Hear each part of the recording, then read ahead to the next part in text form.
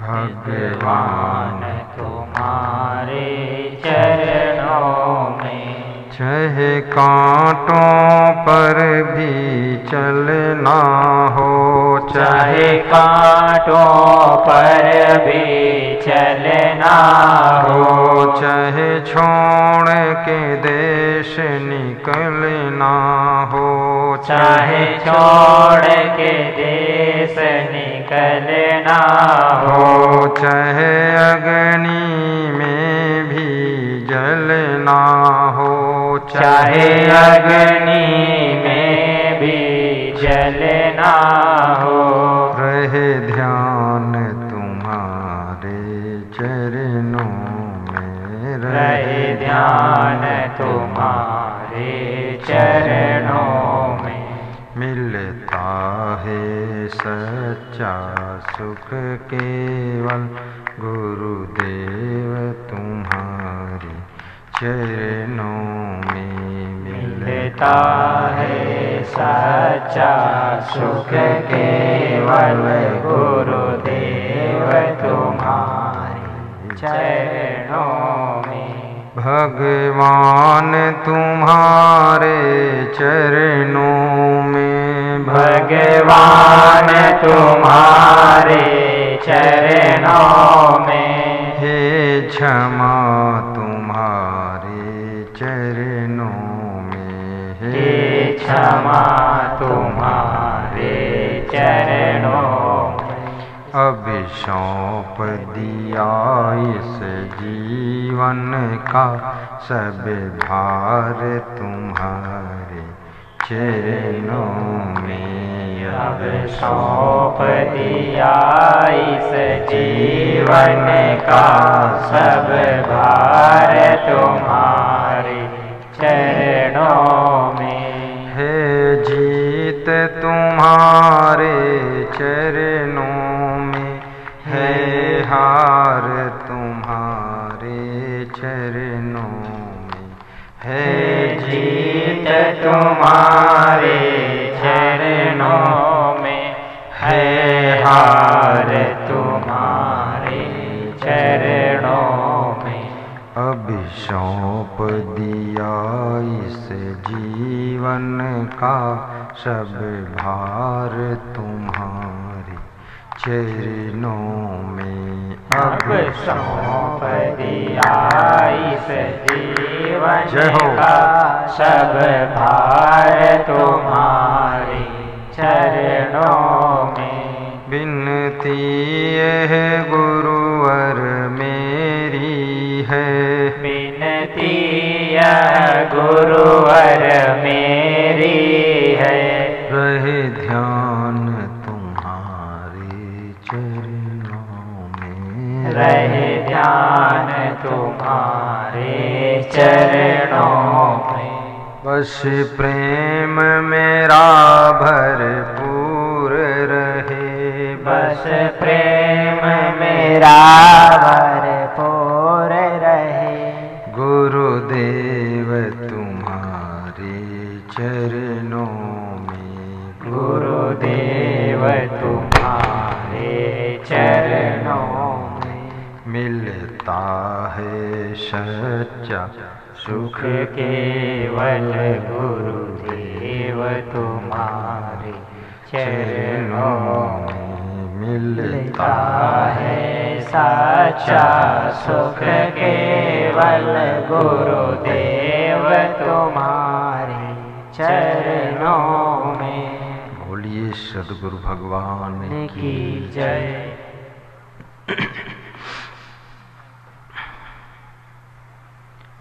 पूज्यपाद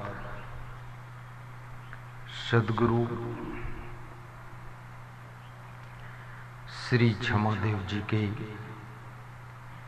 पावन चरणों का आशीर्वाद लेकर भारत देश की पवित्र भूमि मध्य प्रदेश डिस्ट्रिक्ट उज्जैन ग्राम नजरपुर की पावन धरा पर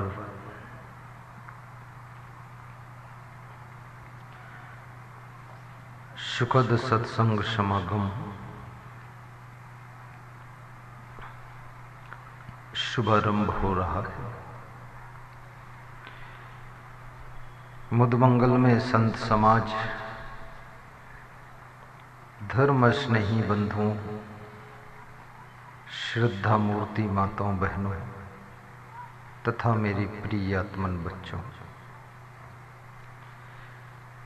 आज बड़ी प्रसन्नता की बात है।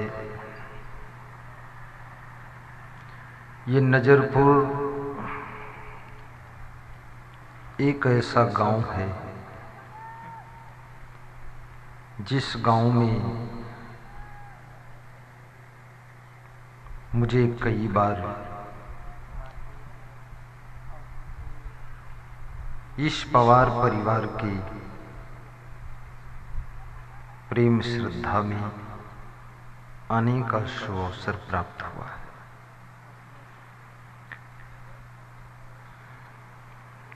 श्री बने सिंह, श्री जालम सिंह, श्री अर्जुन सिंह, श्री विक्रम सिंह, श्री नारायण सिंह, श्री डोंगर सिंह आदि इस परिवार के सदस्य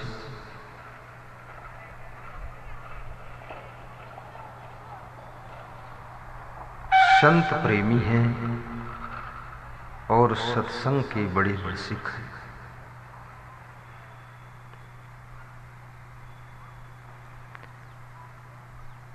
सबको, कुटुंब की माताओं बहनों को भी व्यास गादी धन्यवाद देती है। आपके बीच में 3 प्रश्न आज मैं रखूंगा, वो तीनों प्रश्नों पर ध्यान देना। पहला प्रश्न है,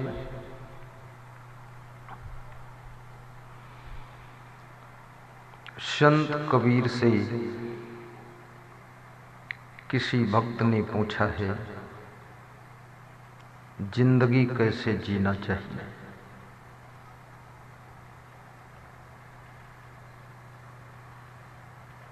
जिंदगी कैसे जीना चाहिए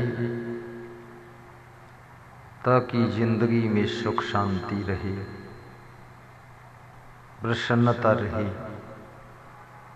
और जिंदगी धन्य मानी जाए। दूसरा प्रश्न,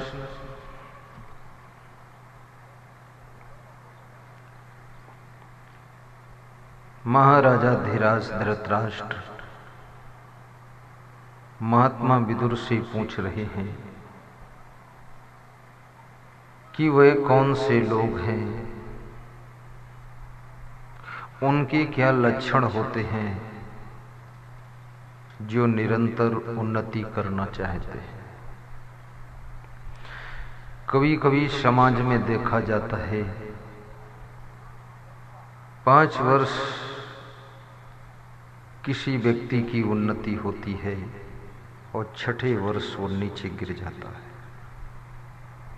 फिर विकास बंद हो जाता है, नुकसान शुरू हो जाता है।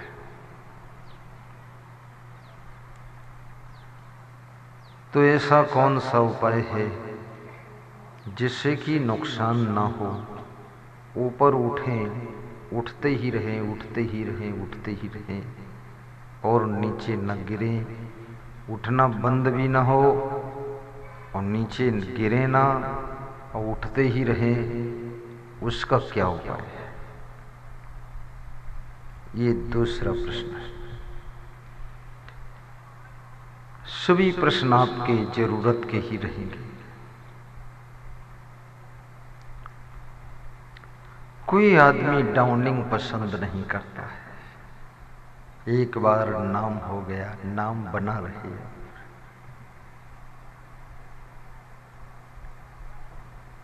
विदुर जी कहते हैं कि राजन, जिसके पास में 6 बातें रहती हैं, वह व्यक्ति हमेशा ऊपर उठता रहता है, विकास करता रहता है, कभी नीचे नहीं गिरता है, कभी डाउन नहीं होता है, हमेशा डेवलपमेंट करता रहता है। 6 चीजें जिस व्यक्ति में होती है, अर्थात जो लोग हमेशा आगे बढ़ना चाहते हैं, निरंतर विकास करना चाहते हैं, उन्हें ये 6 सीढ़ियां चढ़नी पड़ती है और ये 6 बातें पकड़ के रखनी पड़ती है। कौन कौन 6 बातें, अभी थोड़ी देर में बता दूंगा, थोड़ा इंतजार कीजिए।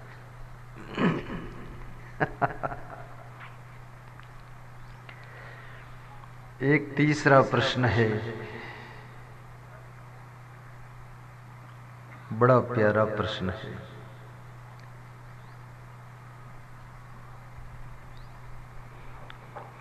भगवान श्री कृष्ण से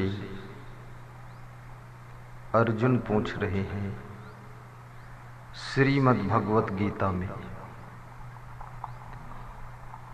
श्रीमद् भगवत गीता में कुल 700 श्लोक है, 18 अध्याय है और ऐसी ये गीता है, गीता का एक एक श्लोक, गीता में कोई कहानी नहीं है, कहानी नहीं है। भागवत में कहानी है, राजा प्रिव्रत की कहानी, रहुगण राजा की कहानी, जड़ भरत की कहानी, ध्रुव प्रहलाद की कहानी, अजामिल की कहानी, हिरण्याक्ष हिरण्यकश्यप की कहानी, सब कहानी भरी पड़ी है। लेकिन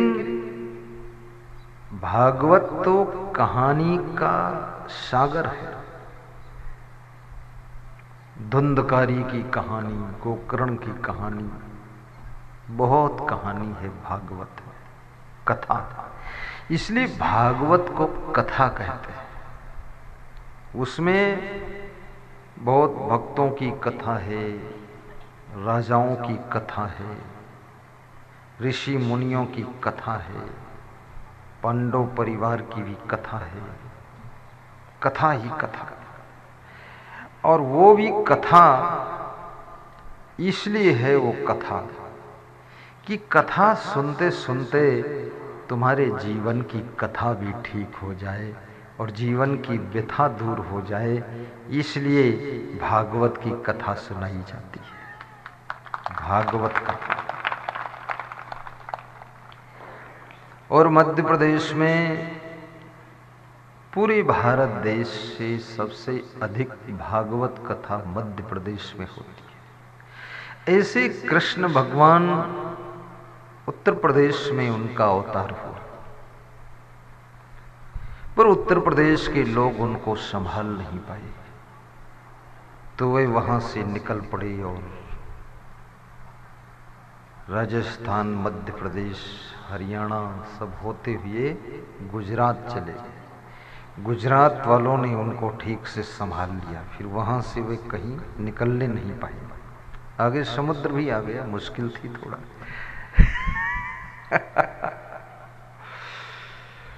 भारत के उत्तरी छोर से लेकर के इस गुजरात तक पहुंच गए कृष्ण भगवान। तो भागवत में बहुत सी कथाएं आती है। खैर उन कथाओं में आज हमको जाने की इच्छा नहीं है, फिर भी बीच में इच्छा हो जाएगी तो भी चला जाऊंगा, क्योंकि मेरे लिए कोई बंधन नहीं है, क्योंकि मेरे प्रवचन का नाम ही सुखद सत्संग है। ऐसा सत्संग जो लोगों के दुखद जीवन को सुखद बना दे, उस सत्संग का नाम सुखद सत्संग। मैंने बहुत सोचा और विचारा कि अपने सत्संग का नाम क्या दूं, तो मेरे को लगा कि दुनिया की दुखी आत्माएं ही सत्संग में आती है, दुख सत्संग में लाता है। दुख बहुत बड़ी चीज है, दुख तुम्हारा मित्र है, वो तुमको भक्ति की तरफ जागृत करता है। दुख न होता संसार में तो कथा भागवत सत्संग का महत्व समाप्त हो जाता। बीमारी न होती तो दवा और डॉक्टर दोनों व्यर्थ हो जाते। दुख न होता तो ये कथाकार और कथा दोनों व्यर्थ हो जाती। बीमारी है इसलिए डॉक्टर का महत्व है, दुख है इसलिए मेरा महत्व है। तुम दुखी हो इसलिए मेरी जरूरत है, तुम सुखी हो जाओगे मेरी जरूरत खत्म हो जाएगी। इसलिए हम तुमको कुछ न कुछ दुखी रखना चाहते हैं, दुखी रहो। हम रखना नहीं चाहते हैं, लेकिन तुम खुद ही दुखी बहुत रहते हो। बहुत तरह का दुख है।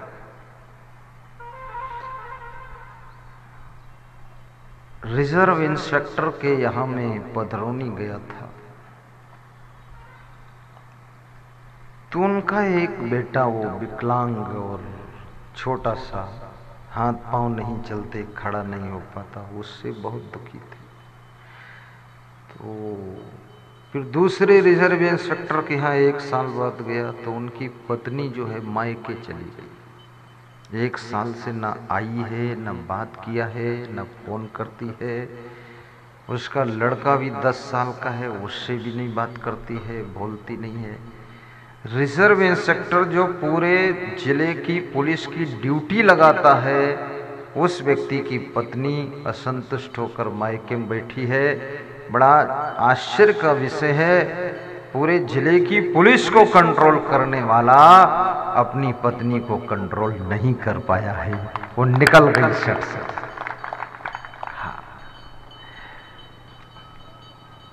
तो जब उस रिजर्व इंस्पेक्टर से मैं मिला, उसका मन ऐसा हो रहा था, गुरुदेव कोई आशीर्वाद दे दें, कोई मंत्र मार दें, कुछ भी कर दें, जादू कर दें, मेरी वाइफ का दिमाग ठीक हो जाए, वापस आ जाए। चिंता है उनको, क्योंकि साधारण व्यक्ति होता तो दूसरी पत्नी भी ले आता, लेकिन जो सम्मानित लोग होते हैं वे बहुत जल्दी दूसरी पत्नी और दूसरा पति नहीं करते। स्त्रियां भी जो संभ्रांत हैं, सम्मानित हैं, कुछ डिस्टर्ब हो जाए दंपति जीवन तो दूसरा पति बहुत जल्दी चुनाव नहीं करते। पुरुष भी चुनाव नहीं करता है। और स्त्रियों के अंदर तो बहुत ज्यादा करुणा होती है, प्रेम होता है। ये तो ऐसे कहती हैं कि मैं उनका नाम लेकर के जिंदगी काट लूंगी, लेकिन अब दूसरे को पति नहीं पता। क्या बात है! ये महिला महिला नहीं है, ये महिला तुम्हारे घर की महिमा है, देश की महिमा है, तुम्हारी कुल कुटुंब की महिमा है, जो अपने पति का नाम लेकर के जिंदगी काट सकती है। ये बहुत बड़ी बात है। मान सम्मान पर आंच आने नहीं देगी, ऐसा उसका विचार रहता है।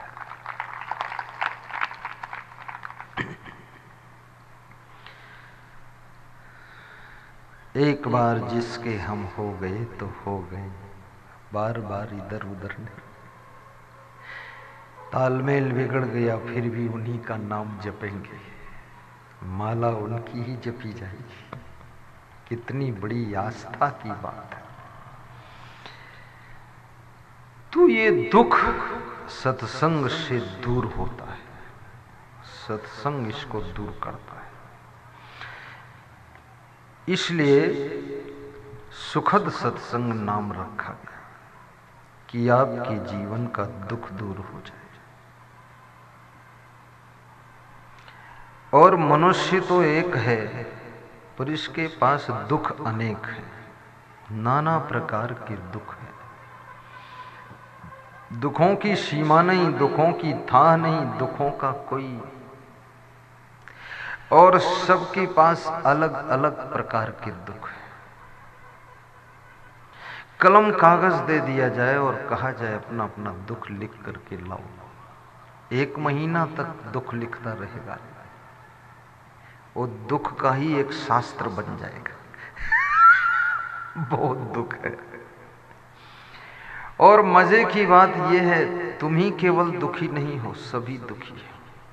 बाप भी दुखी है, बेटा भी दुखी है, पति भी दुखी है, पत्नी भी दुखी है, सासू भी दुखी है, बहू भी दुखी है, पड़ोसी भी दुखी है, तुम भी दुखी हो, बहन भी दुखी है, बहनोई भी दुखी है, जीजा भी दुखी है और बहन, सब पूरा दुख दुख। दामाद भी दुखी है, बेटी भी दुखी है। बेटी अपने को रो रही है कि मुझे ससुराल में बहुत दुख है। अब उसका पति रो रहा है कि जब से शादी हुई तब से हम बहुत दुखी हैं। अरे किसी के घर का तुम समाधान नहीं कर सकते। तुम समाधान करोगे तुमको नोच डालेंगे लोग। बोल नहीं सकते, बोलोगे तो कहेंगे तुम पक्षपात लेते हो, तुम 1 मिनट में बदनाम हो जाओगे। इसलिए अपना कमंडल लेकर निकलो यहां से बाहर। किसी के घर का फैसला वैसला आप नहीं कर सकते। फैसला तो होगा तो खुद ही होगा। जो फैसला करना चाहते उन्हीं का फैसला होता है। ऐसे फैसला वैसला कौन करेगा। और जो समाधान से रहना चाहते हैं उनके घर में फैसला की जरूरत ही नहीं। एक ही फैसला का सूत्र है, फार्मूला है, जो है उसमें खुद को एडजस्ट कर लो और जैसी परिस्थिति है गम खा लो। और जिस तरह के परिवार के लोग हैं उन्हीं को संभाल कर उनके साथ अपने को सेट कर लो। इसके अलावा कोई न फैसला है न समझौता है। हर आदमी जिंदगी भर प्रयास करता है कि पत्नी को बदल डालूंगा, सुधार दूंगा इसको, और पत्नी कहती है चंडाल खोपड़ी से सुधरूंगी भी नहीं।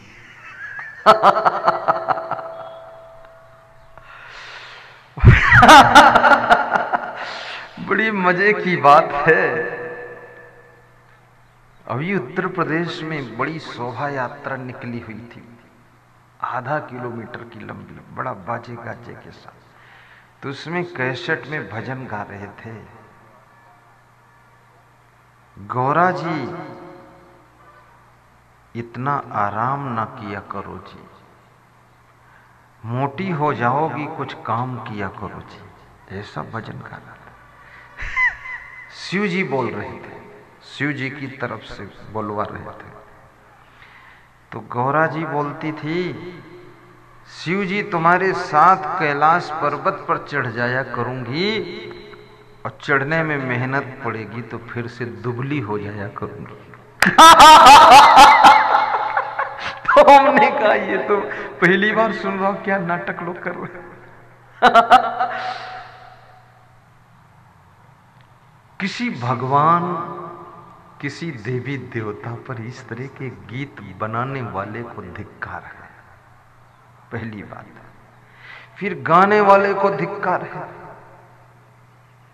इस तरह के गीत देवी देवता कोई हंसी के पात्र नहीं है।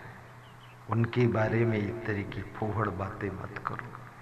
तो मैंने बात को समझाया, ये कैसेट कौन बजाया है? अरे बोले अब बच गई, अब कुछ मत बोलो। हमने कहा दोबारा मत बजा। बोले अब जितने लोग सुन लिए, 1000 लोग, तो हमने कहा सुन लिए, लेकिन ठीक बात नहीं। सीता जी के बारे में किसी को कमेंट करने का अधिकार नहीं है।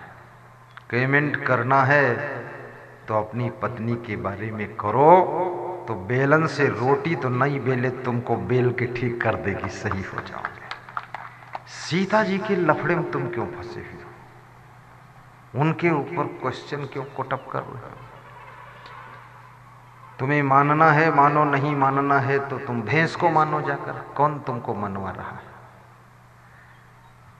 राम जी को मानना है मानो, जिसको मान। लेकिन किसी भी महान पुरुष के ऊपर, चाहे हनुमान जी हो चाहे कोई हो, उस पे इस तरह की बातें करना अच्छा नहीं। इस तरह की बातें करने के लिए हमारे गांव में बहुत लोग हैं। पड़ोस में दारू पीते, उसके बारे में बोलो। तो दारू पीने वाले के बारे में बोलोगे तो तुम्हारी खोपड़ी पर दारू की बोतल मारेगा, वो तो सुधार देगा तुम्हारी खोपड़ी। चोरों के बारे में बोलो, भ्रष्टाचारियों के बारे में बोलो। जो भ्रष्टाचार है कौन बोल सकता है? जो बोलेगा जंतर मंतर तंतर कर दिया जाएगा, इसलिए बोलना मना है, चुप रहो। तो श्रीमद् भगवत गीता में श्री कृष्ण भगवान से अर्जुन ने पूछा है, ध्यान को एकाग्र करना। क्या पूछा है? एक प्रश्न है। अर्जुन कहते हैं, हे कृष्ण, राक्षसों की चर्चा बहुत सुनता हूं, लेकिन मेरी समझ में नहीं आता है ये देव और दैत्य क्या चीज होते हैं? देव और दैत्यों में फर्क क्या है, अंतर क्या है? क्या दैत्यों के सींग लगी होती है कि पूंछ लगी होती है कि विकराल भयानक शरीर होता है? अरे अर्जुन, ये क्या बचकानी बातें करते हो तुम? देव और दैत्य को बाह्य रूप से पहचाना नहीं जा सकता है। दोनों का शरीर एक जैसा होता है, मुंह एक जैसा, आंखें एक जैसी, हाथ पांव एक जैसे। बोले तो अंतर क्या होता है? बोले अंतर केवल उनके विचारों में, स्वभावों में, आचरणों में, व्यवहारों में, कर्मों में अंतर होता है, बाकी कोई अंतर नहीं होता है। तो क्या कृष्ण दैत्य भी देव बन सकते हैं? क्यों नहीं अर्जुन, क्या देव भी दैत्य बन जाते हैं? बहुत से बन गए हैं। देव और दैत्य, दैत्य भी देवता बन सकते हैं। तुम महान मेरे जैसे बन सकते हो, और मैं गलती करूं तो तुमसे भी नीचे जा सकता हूं। याद रखना, कोई परमानेंट सीट यहां नहीं है।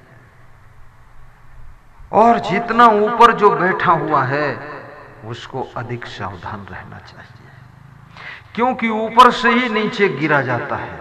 नीचे से नीचे क्या गिरोगे? तो गिरा गिराया है। आप खेत में चल रहे हो, इसमें क्या गिरना है, तो बराबर है ही है। लेकिन आप हिमालय पहाड़ पर चढ़ गए तो वहां से सावधान रहना पड़ेगा, वहां से लुढ़क सकते हो, गिर सकते हो। पहली बात चढ़ना कठिन, और चढ़ गए तो वहां टिकना कठिन, और टिक गए तो फिर गिरना आसान है। और ना गिरे इसके लिए टिके रहना है, तो उसके लिए आपको कठिन साधना करना पड़ेगा, तभी उस परम ऊंचाई पर टिक सकोगे। क्योंकि मनुष्य जब धन की ऊंचाई पर चढ़ता है तो अभिमान आता है, और पद की ऊंचाई को पाता है तो अहंकार आता है।